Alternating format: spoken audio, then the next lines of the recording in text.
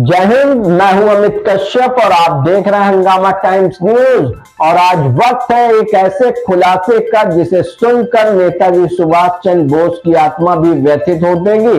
नेताजी ने कहा था, अन्याय सहना और गलत के साथ समझौता करना सबसे बड़ा अपराध है। और आज उत्तर प्रदेश के देवरिया जिले में एक ऐसे ही अपराध की गूंज सुनाई दे रही है, जो देवरिया में पीआरडी जवानों की भर्ती के काले खेल को लेकर के रक्त की स्याही से इतिहास लिखने वाले इस देश में क्या सफेदा लगाकर किस्मत बदली जा रही है। देवरिया जिले के एक जागरूक नागरिक राजेश धर द्विवेदी ने जिलाधिकारी को पत्र लिखकर विभाग में चल रहे भ्रष्टाचार की धज्जियां उड़ा दी है। उत्तर प्रदेश की योगी सरकार जहां जीरो भ्रष्टाचार की बात करती है, वहीं आरोप सीधा है और बेहद गंभीर भी। आरोप है कि पीआरडी विभाग के भीतर भूतिया जवानों का खेल चल रहा है। असली जवान घर बैठे हैं और उनके नाम पर कोई और वर्दी पहनकर ड्यूटी कर रहा है। क्या यही है एक व्यवस्था जिसका सपना आजाद हिंद फौज के सिपाहियों ने देखा था? आपको बताते हैं, जो नाम का हेर फेर हुआ है। रत्नेश प्रसाद और ओम प्रकाश जैसे जवानों के नाम पर कोई दूसरा व्यक्ति ट्रैफिक ड्यूटी कर रहा है। वहीं पर सफेदे के खेल को आपको प्रकाशित करते हैं कि हाजिरी रजिस्टर 22 दिवसीय उपस्थित पंजिका में सफेदा लगाकर नाम बदले गए। फर्जी भर्ती का भी सिंडिकेट चलाया जा रहा है, जहां बिना किसी आधिकारिक प्रक्रिया के पैसे लेकर फर्जी प्रमाण पत्र बनाए जा रहे हैं और विभाग में डाटा फीडिंग का खेल चल रहा है। अधिकारियों की चुप्पी पर भी बड़े सवाल उठ रहे हैं कि पत्र में साफ जिक्र है कि कुछ अधिकारियों की मिली भगत से यह भ्रष्टाचार फल फूल रहा है। नेताजी ने नारा दिया था कि तुम मुझे खून दो, मैं तुम्हें आजादी दूंगा, लेकिन आज के कुछ भ्रष्ट सिस्टम के नुमाइंदे कह रहे हैं, तुम मुझे पैसा दो और मैं तुम्हें सफेदा लगाकर फर्जी वर्दी पहना दूंगा। राजेश धर द्विवेदी ने तो अपना कर्तव्य निभा दिया, जिलाधिकारी देवरिया को सबूत सौंप दिए। अब सवाल प्रशासन से, क्या इन फर्जी फौजियों पर कार्रवाई होगी? क्या उन सफेदों के पीछे छिपे चेहरे बेनकाब किए जाएंगे? देवरिया की जनता और ये देश जवाब मांग रहा है। जागिए, क्योंकि चुप्पी ही भ्रष्टाचार की सबसे बड़ी जड़ है। और जय हिंद, जय भारत। और आपका इस खबर पर क्या कहना है? अपनी प्रतिक्रिया हमें देना ना भूलें। हंगामा टाइम्स को यूट्यूब पर देख रहे हैं तो हमें सब्सक्राइब कर सपोर्ट करें और वहीं पर इसे ज्यादा से ज्यादा शेयर करें। फेसबुक पर देख रहे हैं तो फॉलो करें। और एक हमारी नई मुहिम है, हमने एक आपको बारकोड भी दे रखा है, जिसके ऊपर आप जो भी हमें सहायता शुल्क देना चाहते हो सहयोग राशि के तौर पर, आप सीधा हमें भेज सकते हैं। और ऐसे ही निष्पक्ष और बुलंद आवाज को देखते रहिए हंगामा टाइम्स न्यूज। आपकी आवाज को बुलंद करके समस्त देश प्रदेश के जिम्मेदारों तक पहुंचाता रहेगा कि सफेदी के पीछे, जहां आप बचपन में जब कोई गलती हो जाती थी तो टीचर सफेदी लगाकर उसके ऊपर नाम लिखते थे, और आज वही सफेदे का खेल सरकारी भ्रष्टाचार का रूप ले चुका है। और वहीं पर उत्तर प्रदेश की योगी सरकार जिस तरह से कहती है कि किसी भी तरह का कोई भ्रष्टाचार नहीं है, वहीं पर पीआरडी जवान राजेश धर द्विवेदी ने एक सफेदे का काला खेल उजागर कर डीएम देवरिया को पत्र सौंपा। वही नेताजी सुभाष चंद्र बोस की सेना को उनका अधिकार दिलाने का जो लड़ाई वह कई वर्षों से लड़ रहे हैं, सोशल मीडिया पर अपना वीडियो वायरल करके उनका वीडियो भी आपको दिखाते हैं कि उनका क्या कहना है। हम फिर आ गए हैं संख वाले बाबा देवरिया जनपद से राजेश धर द्विवेदी पीआरडी के जवानों के लिए सिया खड़ा हो गया हूँ। हमारी डेट लगी है अप्रैल में 30/4/2026 को। मैं सिया के रूप में मैं खड़ा हो गया हूँ। मैं ये चाह रहा हूँ कि भाई की जवानों का भला हो जाए। हमारा केस खुला 2022 में केस खुला है कि जबकि 2022 में हमारा केस 2022 में हमारा केस खुला है, 30/9/2022 को खुला है। आप सब दस्तावेज है, आप सामने है, सब वीडियो में रिकॉर्डिंग कर लीजिए। वीडियो वायरल का असर क्या हो रहा है। हम ये चाह रहे हैं कि उत्तर प्रदेश सरकार, प्रभाग सचिव युवा कल्याण विभाग उत्तर प्रदेश सरकार, लखनऊ वो कोई माध्यम से वहां पर भी गया है। हमारे एडवोकेट है विजय गौतम है जो वहाँ है इलाहाबाद हाई कोर्ट में है, मोर रोड में है उनका मकान। दूसरा का नंबर है कि महानिदेशक युवा कल्याण एवं क्रांति रक्षक दल विकास दल निदेशालय लखनऊ में भी गया है हमारा। और तीसरा है युवा कल्याण एवं क्रांति रक्षक विकास दल अधिकारी लखनऊ में गया है। जिला मजिस्ट्रेट देवरिया के पास भी आया है, मुख्य विकास अधिकारी देवरिया के पास भी आया है।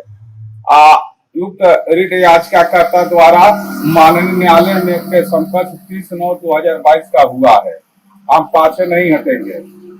हम जो लोग न्याय नहीं दिला देंगे तो लोग मैं पाछे नहीं हटूंगा।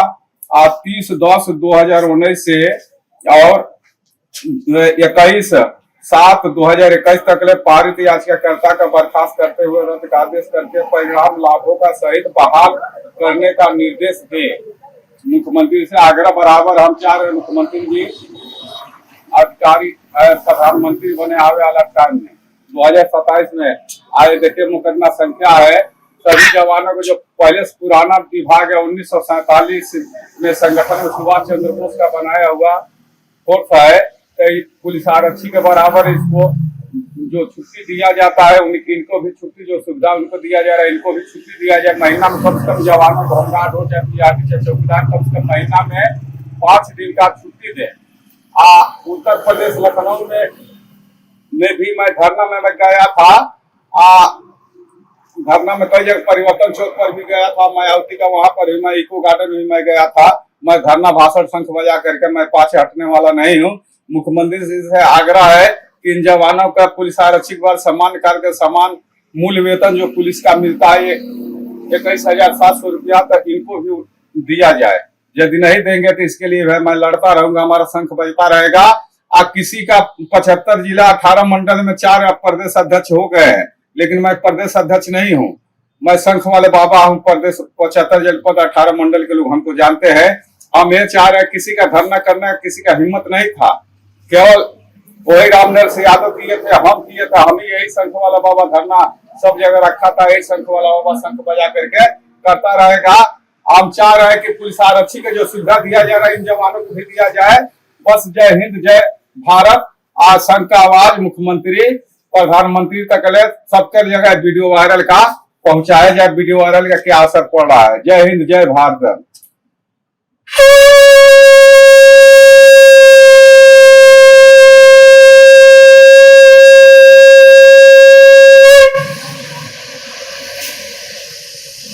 को नियमित किए जाने के प्रश्न पर माननीय मंत्री जी ने जो जवाब दिया है, क्योंकि समय बाकी बचा इसीलिए मैं ले लिखित उत्तर में आया है बचता तो नहीं लेता कि पीआरडी के जवान शासकीय सेवक न होने के कारण इन्हें नियमित किए जाने पर विचार नहीं किया जा सकेगा।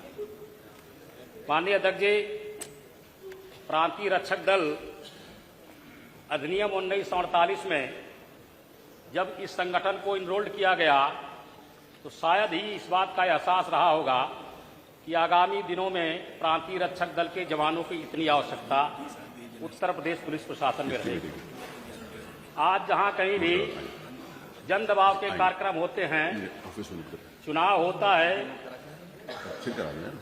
या बच्चों की परीक्षा होती है या रैलियां होती है, मेले लगते हैं, जहां कहीं भी भीड़ भाड़ का कार्यक्रम रहता है, वहां प्रांतीय रक्षक दल के लोगों को अग्रिम पंक्ति पर खड़ा किया जाता है और उत्तर प्रदेश पुलिस के कानून व्यवस्था बनाए रखने में इनकी बड़ी महत्वपूर्ण भूमिका रहती है। माननीय मंत्री जी ने कहा है कि जब इन्हें आवश्यकता होती है हमें इन्हें मास्टर रोल पर रख लेते हैं और 500 रुपये दैनिक भत्ता दिया जाता है। मान्यवर, आज की तारीख में किसी भी व्यक्ति को जिसकी ड्यूटी के दिन भी तय न हो कि एक महीने में कितने दिन ड्यूटी करेगा, 500 रुपये भत्ता पर न अपना गुजारा कर सकता है न अपने बच्चों का पालन पोषण कर सकता है। इसलिए मैंने माननीय मंत्री जी से पूछा था और पूछना चाहता हूं कि क्या अधिनियम में परिवर्तन करते हुए इनको नियमित किए जाने की सरकार की कोई योजना है। प्रश्न नंबर 2, मान्यवर, मैंने मंत्री जी से पूछा था कि इन्हें नियमित करते हुए या नियमित न किए जाने की अवस्था में इनके दैनिक भत्ता बढ़ाए जाने पर सरकार विचार करेगी और इनके सामाजिक सुरक्षा के कार्यक्रमों में, जैसे इन्हें सामूहिक बीमा योजना से आच्छादित करते हुए या दुर्घटना बीमा का लाभ देते हुए या इनको वर्दी भत्ता देने का काम सरकार करेगी। बहुत बहुत धन्यवाद। माननीय मंत्री जी। माननीय अध्यक्ष जी, जैसा कि माननीय प्रश्नकर्ता ने इस बात को स्वीकार भी किया मान्यवर, ये गठन हुआ था इसका संपत्ति और सार्वजनिक सुरक्षा के लिए, वही काम मान्यवर इनसे लिया जा रहा है।